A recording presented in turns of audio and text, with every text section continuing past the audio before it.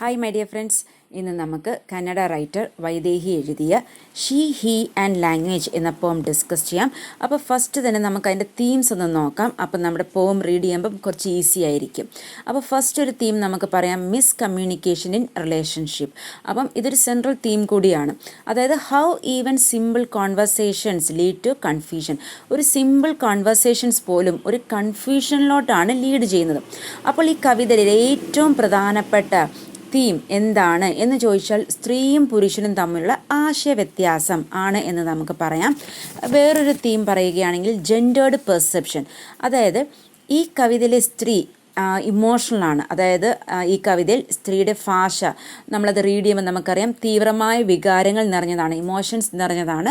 അതുപോലെ അതായത് ആ പുരുഷൻ്റെ ഭാഷ പ്രാക്ടിക്കലാണ്. Okay, he's practical.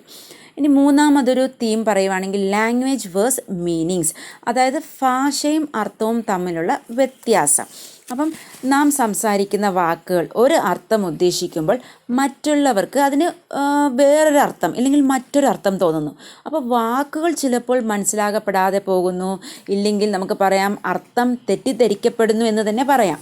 അപ്പോൾ word spoken don't carry the intended meaning.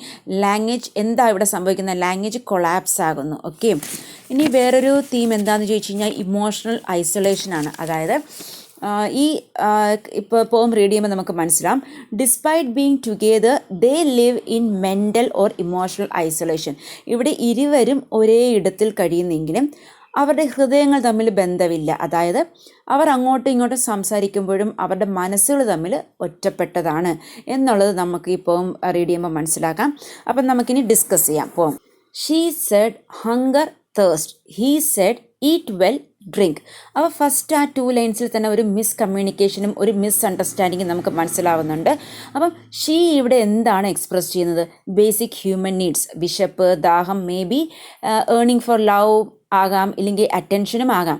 അപ്പോൾ ഹീ എങ്ങനെ റെസ്പോണ്ട് ചെയ്തു? പ്രാക്ടിക്കലി അല്ലെങ്കിൽ ലിറ്ററലി എന്താ പറയുന്നത്? Eat well drink. അപ്പോൾ ഒരു പ്രായോഗികമായ മറുപടി, അതിൽ വികാരമില്ല, ഇമോഷൻസ് ഇല്ല.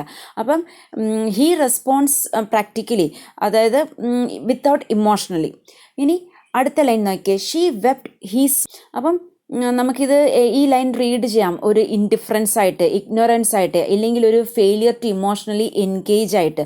അതായത് അവളുടെ ദുഃഖം അവനിലേക്ക് ബാധിച്ചില്ല എന്ന് തന്നെ പറയാം. അപ്പോൾ her emotional pain brings tears. അപ്പം ഹീ എന്ത് ചെയ്തു? Unaffected, he remains unaffected. എന്താ ചെയ്തത്? എന്ത് ആക്ഷനാണ് വന്നത് അവിടെ? സ്മൈലിംഗ് എന്നൊരു ആക്ഷൻ മാത്രമാണ് വന്നത്. The other day he said window, not door as she had imagined. അപ്പം ഈ വിൻഡോ എന്ന് സിംപ്ലൈസ് ചെയ്യുന്നത് ഒരു ഓപ്പർച്യൂണിറ്റി, ഇല്ലെങ്കിൽ ഒരു ലിമിറ്റഡ് പെർസ്പെക്റ്റീവ്, ഇല്ലെങ്കിൽ ഒരു എസ്കേപ്പാണ്. അപ്പം ഡോർ എന്നുള്ളത് സിംപ്ലൈസ് ചെയ്യുന്നത് ഓപ്പൺ, ഇല്ലെങ്കിൽ വെൽക്കമിങ്, ഇല്ലെങ്കിൽ അലോവിങ് പാസേജ് എന്നാണ്. അപ്പോൾ they are not seeing the same thing in the same way. Okay, wall he said, she thought it was space. ഇപ്പോൾ വോൾ എന്ന് സിംപ്ലൈസ് ചെയ്യുന്നത് പിന്നെ നമുക്ക് പറയാം ബൗണ്ടറി, ഇല്ലെങ്കിൽ ഒരു ഡിവിഷൻ, ഇല്ലെങ്കിൽ ഒരു ബാരിയറാണ്. അപ്പം ഷീ എന്താ തിങ്ക് ചെയ്തത്? സ്പേസ്. അപ്പോൾ she interpreted it as space, ഇല്ലെങ്കിൽ ഫ്രീഡം. അപ്പം സ്പേസ് എന്ന് സിംപ്ലൈസ് ചെയ്യുന്നത് ഓപ്പൺ, ഇല്ലെങ്കിൽ ഇൻഫിനിറ്റ്.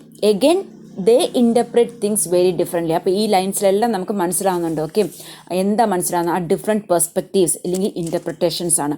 അപ്പോൾ ഭിന്നമായ കാഴ്ചപ്പാടുകൾ. They both see and interpret the world differently. Was it because all is revealed when a wall breaks? അപ്പോൾ ഇവിടെ ഒരു ക്വസ്റ്റ്യൻ ചോദിക്കുകയാണ്. ഇത് ആശയവിനിമയത്തിലെ ഭിത്തികൾ, അതായത് അവരുടെ തകർച്ച, ആ ഭിത്തികളുടെ തകർച്ച, അതിനുശേഷമുള്ള വെളിപ്പെടുത്തൽ എന്നിവയെക്കുറിച്ചാണ്. അതായത് ബന്ധങ്ങളിൽ പൊട്ടിത്തെറി ആയാൽ മാത്രമാണ് വ്യക്തത വരുന്നത് എന്ന് വേണേൽ വ്യാഖ്യാനിക്കാം.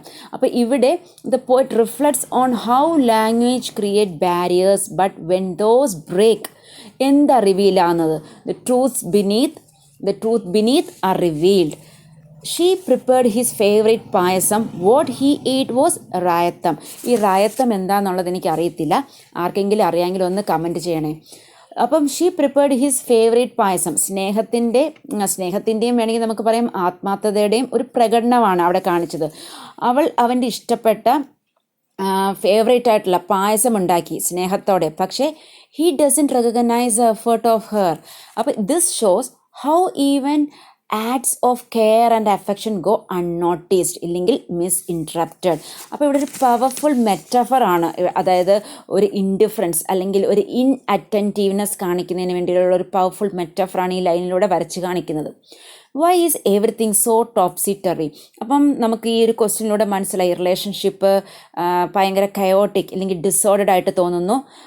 അപ്പോൾ ഒരു റെറ്റോറിക്കൽ ക്വസ്റ്റ്യൻ വരുവാണ്, എന്തുകൊണ്ടാണ് എല്ലാം ഇങ്ങനെ ടോപ്സി ടെറി, ഒരു തലകീഴായി നടക്കുന്നത്? അപ്പോൾ അവളുടെ ആശങ്കയും സംശയവും ഈ ചോദ്യത്തിലൂടെ പ്രതിഫലിപ്പിക്കുന്നു. വൈ ഈസ് കമ്മ്യൂണിക്കേഷൻ ബ്രോക്കൺ, ഇല്ലെങ്കിൽ നമുക്ക് പറയാം വൈ ഈസ് ലവ് മിസ്അണ്ടർസ്റ്റുഡ്. അപ്പോൾ ഒരു കൺഫ്യൂഷനും സോറോയും എല്ലാം ഒത്തിണങ്ങിയ ഒരു കരച്ചിൽ. അപ്പോൾ അതിൽ നിന്ന് ഉദിച്ച ഒരു ചോദ്യമാണ് why is everything so topsy-turvy. അപ്പോൾ ഈ ഒരു സ്റ്റാൻസയിൽ നിന്നൊക്കെ നിന്നും സ്ത്രീയും പുരുഷനും തമ്മിലുള്ള ആശയവിനിമയ വ്യത്യാസം ഉണ്ട് എന്നത് നമുക്ക് മനസ്സിലാക്കുന്നു.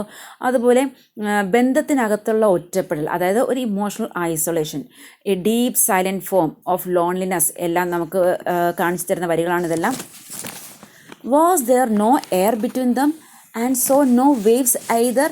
അപ്പോൾ heads down words in water sent out a forlorn cry. അപ്പോൾ എന്തുകൊണ്ടാണ് maybe there was no space or freedom in the relationship. അപ്പോൾ that's why there was no waves എന്ന് പറയുന്നത്, അല്ലെങ്കിൽ നോ മൂവ്മെൻറ്റ് അല്ലെങ്കിൽ നോ ഇമോഷൻ ബിറ്റ്വീൻ ദം. അപ്പോൾ intimacy without connection എങ്ങനെയായിരിക്കും? നമുക്കറിയാം ഒരു സഫക്കേറ്റിംഗ് ആയിരിക്കും. അപ്പോൾ ഒരു ബ്യൂട്ടിഫുൾ മെറ്റഫർ ഇവിടെ കൊടുത്തുകൊണ്ട് പറയുകയാണ്, ഒരു കമ്മ്യൂണിക്കേഷൻ ബ്രേക്ക് ഡൗൺ എന്തിലോട്ട് വഴിയൊരുക്കുന്നു? ഒരു ഇമോഷണൽ സഫക്കേഷനിലോട്ട്. ഇപ്പോൾ ആ ലൈൻ കണ്ടോ, heads down words in water send out a forlorn cry. Words in water ഒരു രീതിയിൽ പറയുകയാണെങ്കിൽ ഡ്രൗണിങ് എന്ന വേർഡ് സജസ്റ്റ് ചെയ്യുന്നത് ഒരു ഡിപ്രഷൻ അല്ലെങ്കിൽ ഒരു ഹെൽപ്ലെസ്നെസ്സുമാണ്. അപ്പോൾ ലാക്ക് ഓഫ് കമ്മ്യൂണിക്കേഷനെയാണ് ഈ നോ എയർ എന്നതുകൊണ്ട് റെഫർ ചെയ്യുന്നത്. അപ്പോൾ രണ്ട് പേർ തമ്മിലുള്ള ലാക്ക് ഓഫ് കമ്മ്യൂണിക്കേഷൻ എന്തിലോട്ടാണ് നയിച്ചത്? ഒരു ഇമോഷണൽ സ്റ്റിൽനെസ്സിലോട്ട്. അതായത് നോ വേവ്സ് എന്നത് ഇമോഷണൽ സ്റ്റിൽനെസ് ആണ്. Okay, it was then that suicide was mentioned. What did he say? He found it funny didn't he?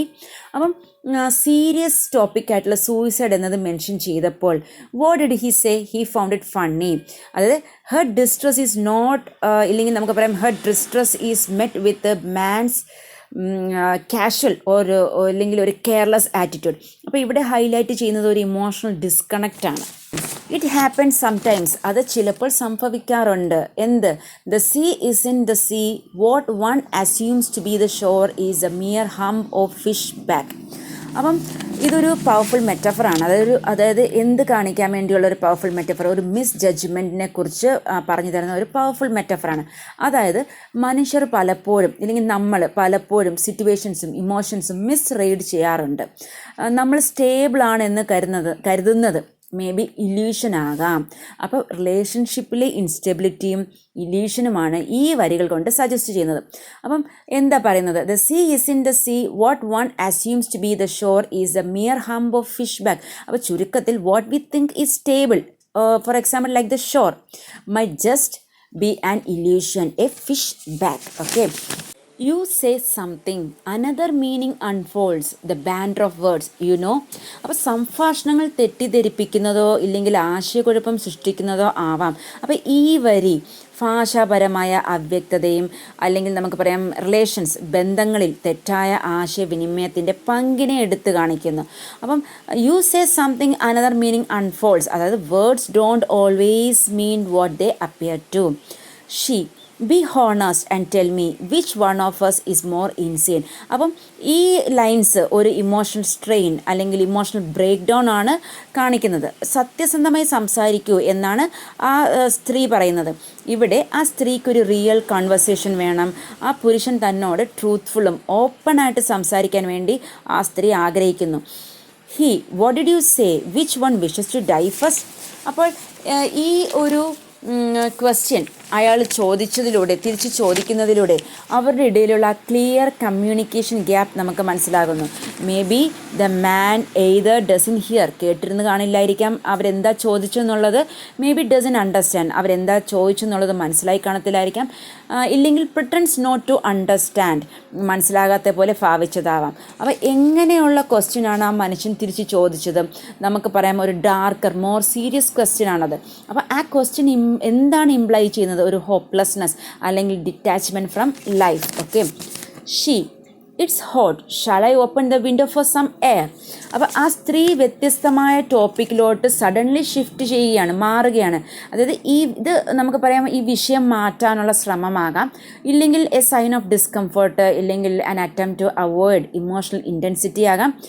May be ഇത് സിംപ്ലൈസ് ചെയ്യുന്നത് ഒരു emotional or mentally she needs fresh air. അപ്പോൾ ആ സഫക്കേഷനിൽ നിന്നും രക്ഷപ്പെടലാകാം. അതുകൊണ്ടായിരിക്കാം മേ ബി ഇങ്ങനൊരു ക്വസ്റ്റ്യൻ ചോദിച്ചത്. He, what, hunger, thirst. പിന്നെയും എന്താണ് അവിടെ സംഭവിച്ചത്? He misunderstand again. അപ്പം what did she ask and what did he reply? നമുക്കത് മനസ്സിലായി. അപ്പം രണ്ടുപേരും സംസാരിക്കുന്നു, പരസ്പരം കണക്റ്റ് ആവുന്നില്ല. അപ്പോൾ ഇവിടെ ഒരു ഇമോഷണൽ ഐസൊലേഷൻ, മാനസികമായി ഒറ്റപ്പെട്ട ഒരു അവസ്ഥ. അപ്പോൾ നമുക്ക് ചുരുക്കത്തിൽ പറയാം, each seems trapped in there mind and cannot reach the other. So I hope you are clear with this explanation. Thank you and have a nice day.